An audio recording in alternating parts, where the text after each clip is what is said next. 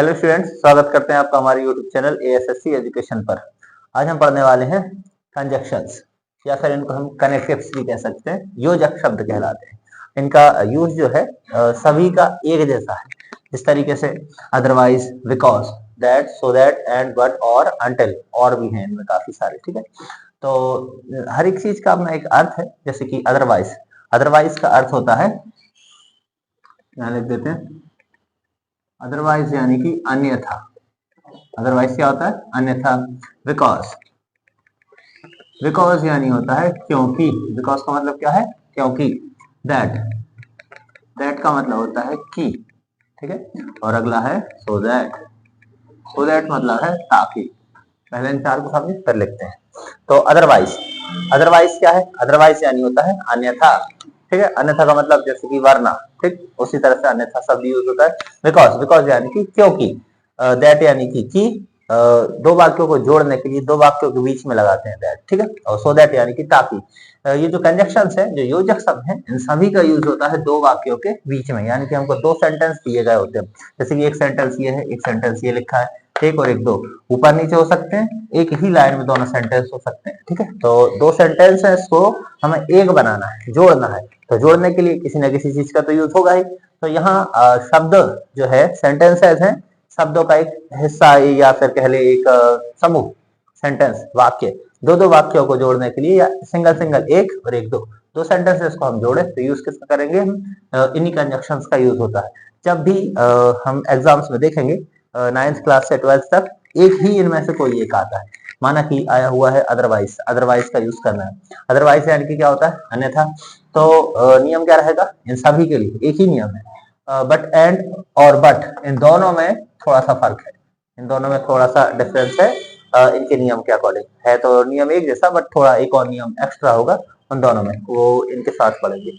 फिलहाल नियम ये है कि ये जो भी कुछ है कंजक्शंस, एग्जांपल के लिए हम ले रहे हैं अदरवाइज, तो इनका यूज करते हैं दो वाक्यों के बीच में दो वाक्यों को जोड़ने के लिए। यानी कि कंजक्शंस का यूज होता है दो वाक्यों के बीच में दो वाक्यों को जोड़ने के लिए। मतलब कि हम पहले लिखते हैं पहला वाक्य, फिर लगाते हैं जो भी कुछ कहा जा रहा है। जैसे कि क्या कह रहे हैं? अदरवाइज, तो पहले लिखेंगे पहला वाक्य, फिर क्या लगेगा? अदरवाइज, और फिर जोड़ देंगे दूसरा वाक्य। ठीक है, इस तरह से। जैसे कि बिकॉज है, तो पहले लिखेंगे पहला वाक्य, फिर क्या लगाएंगे? बिकॉज, और फिर दूसरे वाक्य को एज इट इज जोड़ देते हैं।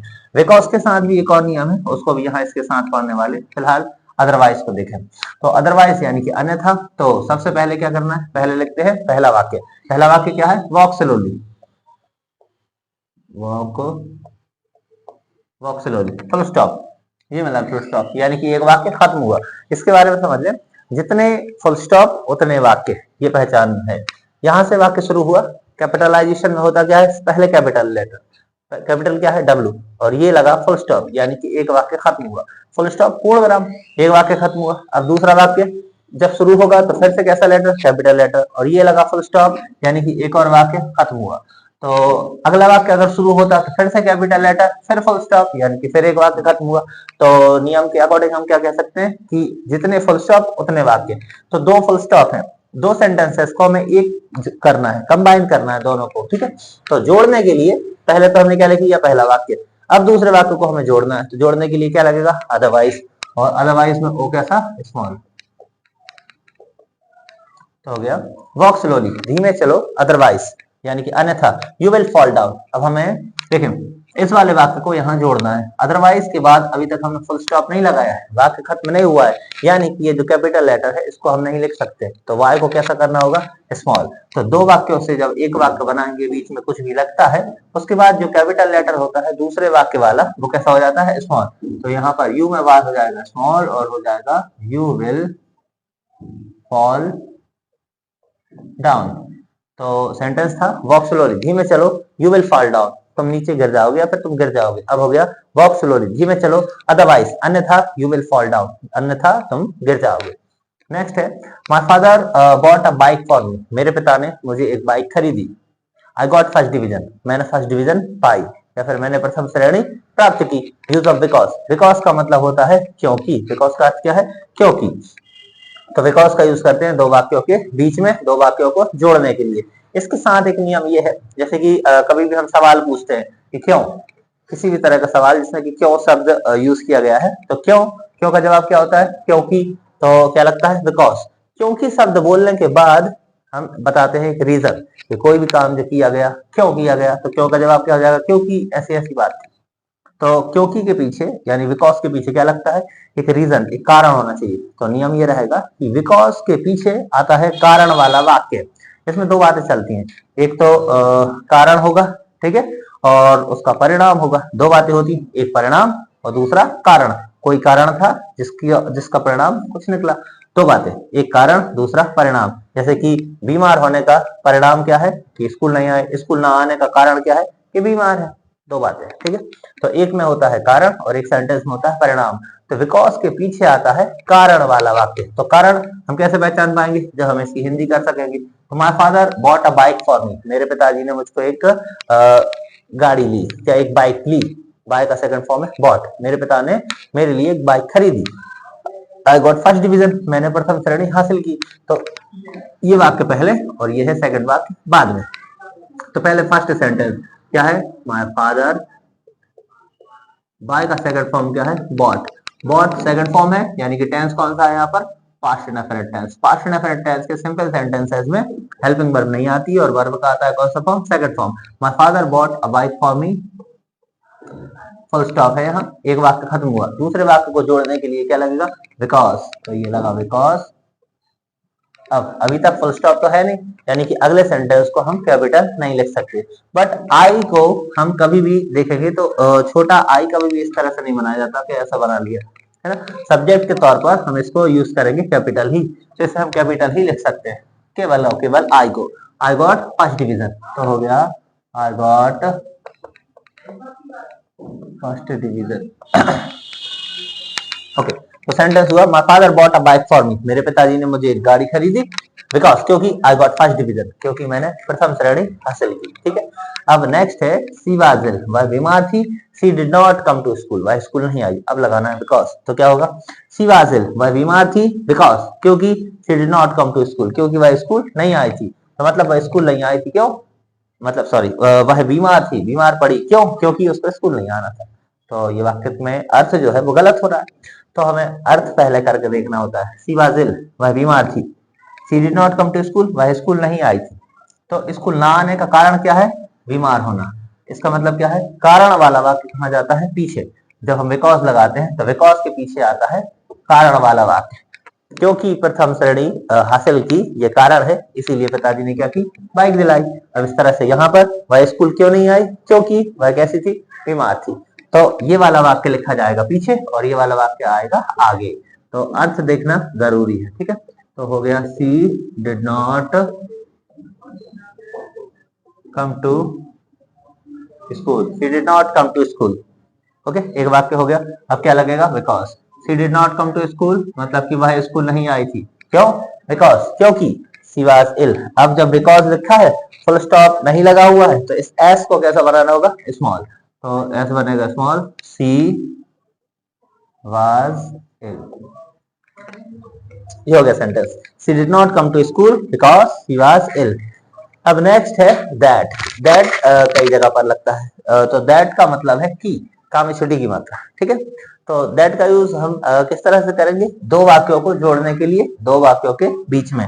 दैट का यूज होता है दो वाक्यों को जोड़ने के लिए, दो वाक्यों के बीच में, ठीक है। तो सबसे पहले पहला वाक्य, फिर क्या लगेगा? दैट, और फिर दूसरा वाक्य जो कहते हो। ज्यादा कुछ कठिनाई नहीं है इसमें, सीधा सीधा सा है। इट इज ट्रू, एक सेंटेंस हो गया, it is true, full stop. अब हमें क्या करना है? यहाँ दैट लगाना है, क्यों? दूसरे वाक्य को जोड़ने के लिए। तो ट्रू के पीछे तो फुल स्टॉप है नहीं, तो दैट भी कैसा आएगा? Small that. अब दैट के बाद भी फुल स्टॉप नहीं लग पाया अभी तक, तो दूसरा वाक्य जो जुड़ेगा तो इसमें भी लेटर कैसा होगा? स्मॉल। तो हो जाएगा that the earth moves round the sun. Okay, तो इट इज ट्रू, यह सत्य है कि the earth moves around the sun, पृथ्वी सूर्य के चक्कर लगाती है। पहले लिखते हैं पहला वाक्य, फिर क्या लगाते हैं? दैट, और फिर अगले वाक्य को जो कहते हो क्या करते हैं? जोड़ देते हैं। अब नेक्स्ट है सो दैट। सो दैट का मतलब होता है ताकि। मैं ये काम कर रहा हूं ताकि मैं ऐसा कर सकूं, ये काम कुछ भी ताकि मैं ऐसा कर सकूं, ताकि, ताकि लगाते हैं, ठीक है। तो पहले लिखते हैं पहला वाक्य, फिर लगाते हैं सो दैट, और फिर दूसरे वाक्य को जो करते हो क्या करते हैं, जोड़ देते हैं। तो पहला सेंटेंस है I am working hard, I am working यानी कि मैं काम कर रहा हूँ, हार्ड यानी कि कठिन या फिर कड़ा, मैं कड़ी मेहनत कर रहा हूँ। अब दूसरे वाक्य को जोड़ने के लिए क्या लगेगा, सो दैट। अब आई को स्मॉल की जरूरत है नहीं तो कैपिटल जाएगा, I can get marks in the exams. शायद यहाँ पे गुड मिस हो गया है, ऐसा आता है I can get good marks in the exams. ठीक है, तो आई कैन, अब जैसे कि नहीं लिखा है तो कोई बात नहीं, I can get marks in the exam, मैं एग्जाम्स में अच्छे मार्क्स ला सकूं।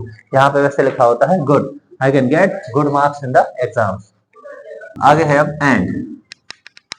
एंड का मतलब होता है और, बट का मतलब होता है लेकिन, किंतु, परंतु, और बचा है और का मतलब है अथवा, और अनटिल मतलब होता है जब तक। टिल मतलब तक, TILL टिल यानी तक, और अनटिल मतलब कि जब तक। तो हम अब इन कंजक्शंस को देखें, एंड और बट, इन दो में दोनों का एक सा नियम है, एक चीज कॉमन है। क्या है कॉमन, कि इनमें हम देखें दो सेंटेंस है, he is my brother, he is my, he is my, he is my friend. ठीक है, तो इस वाले में देखें mister Das is, he is. तो एंड और बट, इसमें नियम ये रहेगा कि इनमें कॉमन वर्ड्स एक ही बार लिखे जाते हैं। पहले लिखते हैं पहला वाक्य, फिर लगाते हैं एंड, और फिर दूसरे वाक्य को जोड़ते हैं। तो दूसरे वाक्य को जब हम जोड़ते हैं तो जो कॉमन वर्ड्स है उनको कितनी बार लिखेंगे, केवल एक ही बार, उनको दोबारा रिपीट नहीं करना है। जैसे कि he is my brother and he is my friend, ऐसे नहीं बोला जाएगा। तो होगा क्या कि जो कॉमन है उसे हम हटाएंगे। कॉमन मतलब क्या है, जो दोनों वाक्यों में एक जैसा है। जैसे कि इस वाले सेंटेंस में है ही इज माय ब्रदर, पहले एक सेंटेंस को पूरा लिख दिया, ही इज माय ब्रदर। अब हमें क्या करना है, दूसरे वाक्य को जोड़ना है। तो दूसरे वाक्य को जोड़ने के लिए क्या लगेगा, एंड, एंड लगाया। अब दूसरे वाक्य को हम जोड़ते तो हो जाता ही इज माय फ्रेंड। तो देखेंगे एंड और बट में याद रखना है कि कॉमन वर्ड्स एक ही बार लिखे जाएंगे। कॉमन क्या है, ही लिखा जा चुका है एक बार, इज लिखा जा चुका है, माय लिख चुके हैं। तो चाहे तो माय को हम क्या कर सकते हैं, स्किप कर सकते हैं क्योंकि वो कॉमन है। ठीक है, तो ही इज माय हट जाएगा, और माय को अगर लिखना हो तो लिख भी सकते हैं, he is my brother and my friend, चल जाएगा। ठीक है, ये क्योंकि थर्ड केस के तौर पर उसके साथ जुड़ेगा फ्रेंड को रिलेट करने के लिए। बट चाहे तो हटा सकते हैं, ही इज माय कैसा है, कॉमन है, तो केवल क्या बचेगा, फ्रेंड। तो सेंटेंस हुआ he is my brother and friend. ठीक, या लिख सकते थे he is my brother and my friend. तो एंड का यूज करते हैं दो वाक्यों के बीच में, और एंड और बट में है क्या कि जो कॉमन वर्ड्स हैं वो कितनी बार लिखे जाते हैं, एक ही बार लिखे जाते हैं। स्टॉप। ओके, तो mister Das is a rich man, mister Das अमीर आदमी, ही इज नॉट हैप्पी। अब हम इसमें देख रहे थे कॉमन क्या है, क्या है कॉमन, यहाँ मिस्टर दास और यहाँ क्या लिखा हुआ है, ही। तो देखने में अलग अलग है, बट हमें ये ध्यान रखना है कि एक बार हम किसी व्यक्ति का नाम लेते हैं या लिखते हैं, और दूसरी बार उसको किस में बदल देते हैं, अगर पुल्लिंग है तो बदलते हैं ही में, और स्त्रीलिंग है तो किस में बदलते हैं, शी में।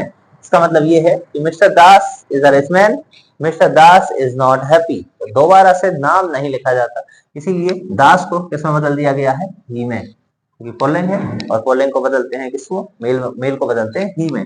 तो यहाँ से कॉमन क्या हुआ, मिस्टर दास इज और ही इज, ही इज तक कॉमन है। ठीक है, तो होगा क्या, पहला वाक्य पहले कौन है, mister Das is a rich man, mister Das is a rich man, पहला वाक्य हो गया।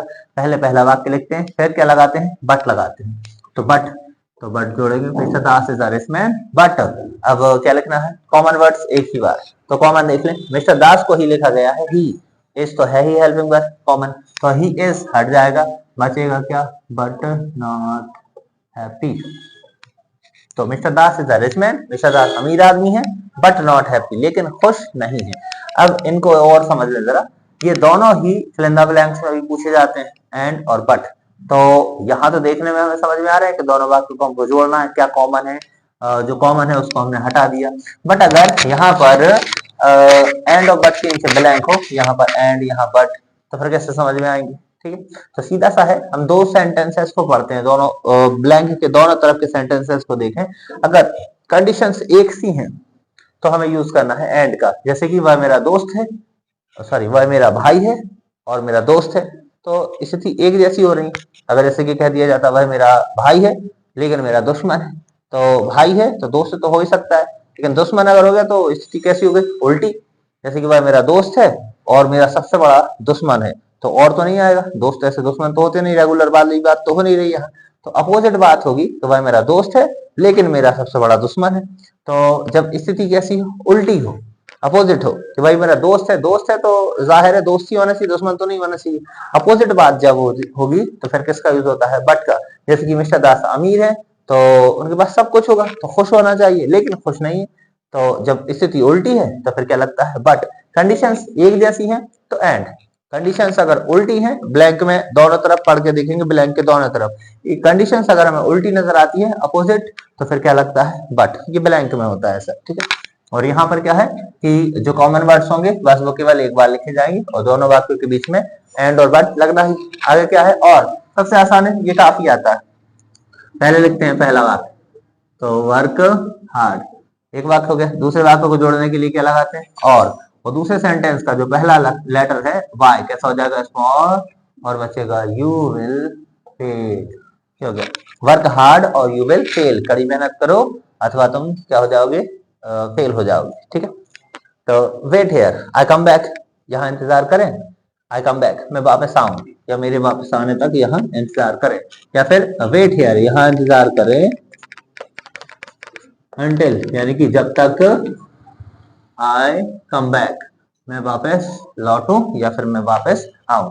तो कंजक्शंस या योजक शब्द कहाँ लगेंगे, दो वाक्यों के बीच में, दो वाक्यों को जोड़ने के लिए। पहले लिखेंगे पहला वाक्य, फिर जो भी कुछ कहा जाए उसे लगाएं, और फिर दूसरे वाक्यों को जो कहते हैं जोड़ें। Okay, thank you.